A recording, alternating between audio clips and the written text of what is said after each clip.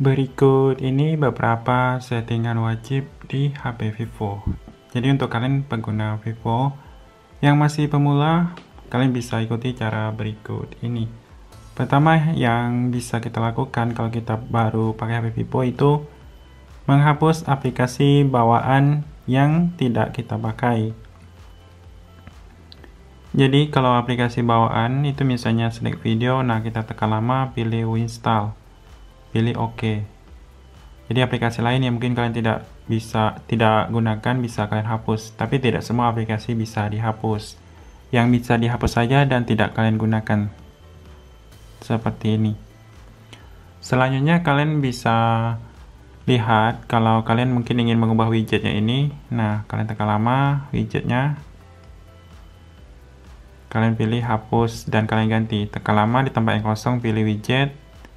Nah, di sini banyak sekali widget yang mungkin kalian suka daripada widget bawaan yang sebelumnya. Kita juga bisa tekan lama. Nah, seperti itu. Kalian tekan lama, gulir di tempat yang mudah kalian lihat. Kemudian kalau Vivo ini, kalau kita ingin menggunakan, kita harus setting keyboard karena keyboardnya itu ada koreksi otomatis sehingga pas kita ngetik itu terkadang dia jadi typo. Jadi untuk itu kalian bisa buka suatu kolom teks yang bisa menampilkan keyboard seperti ini. Nanti ada keyboard. Nah, yang ini dia pakai Google Keyboard. Kalau Google Keyboard untuk settingnya pilih icon gear ini. Nah, kalau di icon gear ini kita bisa pilih preferensi, tampilkan baris angka ini. Kemudian bisa juga tampilkan emoji di keyboard simbol. Kemudian di sini bisa kalian baca koreksi teks ini dimatikan saran kata berikutnya.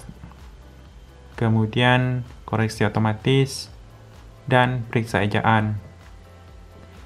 Papan klip bisa aktifkan untuk screenshot. Setelah itu, kalau kalian ngetik, dia tidak akan autocorrect lagi. Kemudian kalian bisa atur yang menu-menu ini di icon 3 titik.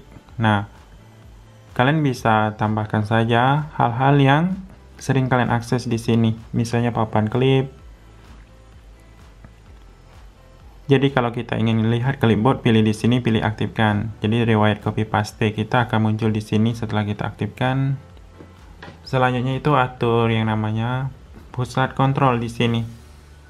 Pusat kontrol ini kalau kita baru beli memang letaknya itu sangat acak dan ada sebagian belum terlihat. Caranya pilih icon pensil ini. Nah, di sini kalau ada yang belum muncul di atas seperti ini, bisa kalian tambahkan ke atas seperti ini. Bisa kalian buang juga ke bawah. Nah, supaya kita bisa mengakses dengan cepat di sini, lokasi kita pindahkan ke bagian ini. Kemudian screenshot kita letakkan di sini. Rekam layar supaya kita mengakses menu ini sekali di untuk saya misalnya yang ini ada center. Nah, setelah itu kembali.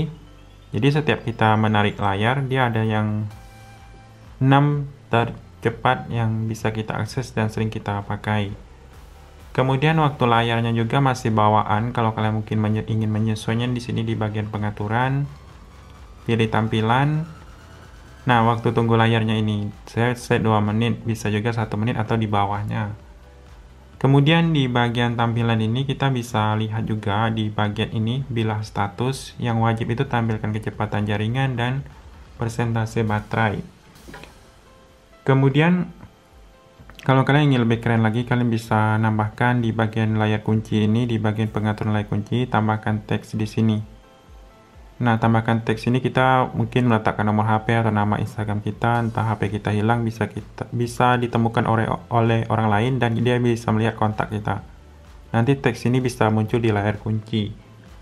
Kemudian ada matikan getar kalau kalian ingin menghilangkan getar di bagian suara ini. Nah, getar itu ada di sini, ada di bagian suara sentuhan, kemudian ada juga getar saat disentuh. Matikan saja kalau tidak suka.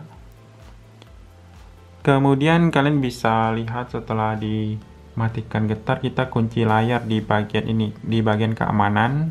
Nah, keamanan ini ada yang namanya kunci layar. Pastikan kalian kunci dulu supaya lebih aman. Bisa pakai pola, pin, dan sandi. Dan aktifkan lokasi temukan perangkat saya ini. Nah, bawaannya memang aktif, tapi kayak kalau kalian ingin periksa silakan. Fungsinya itu kalau HP kita hilang bisa dilacak pakai akun Google, tapi harus ada beberapa syarat. Kemudian setelah itu kita langsung ke bagian ini, di bagian pintasan dan aksesibilitas. Kalian lihat di S Capture. Nah, screenshot 3 jari kalau belum aktif silahkan aktifkan supaya kita bisa screenshot dengan mudah.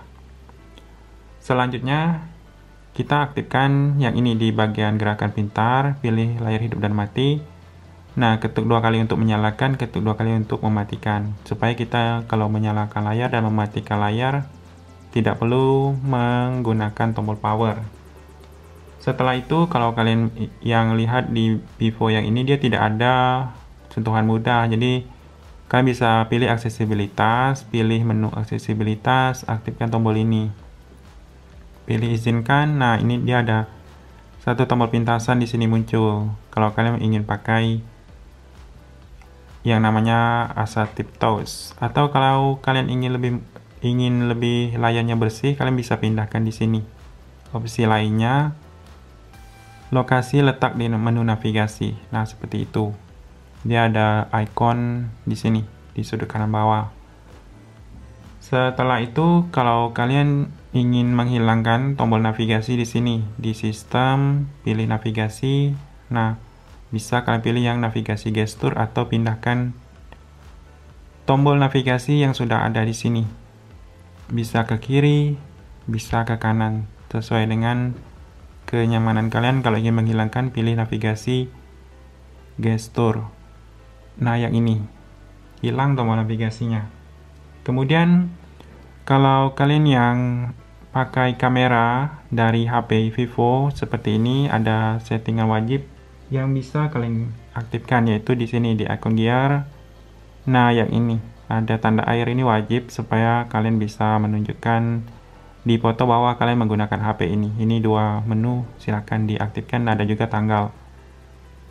Dan untuk merekam layar, kalian bisa tekan lama. Nah, di sini pastikan rekaman suara ini kalian set ke suara audio dan suara mikrofon supaya pas merekam layar itu ada suara. Biasanya bawaannya belum disetting. Biasanya bawaan seperti ini, tidak ada. Jadi silent kalau kita merekam layar. Itu saja beberapa settingan wajib dari HP Vivo.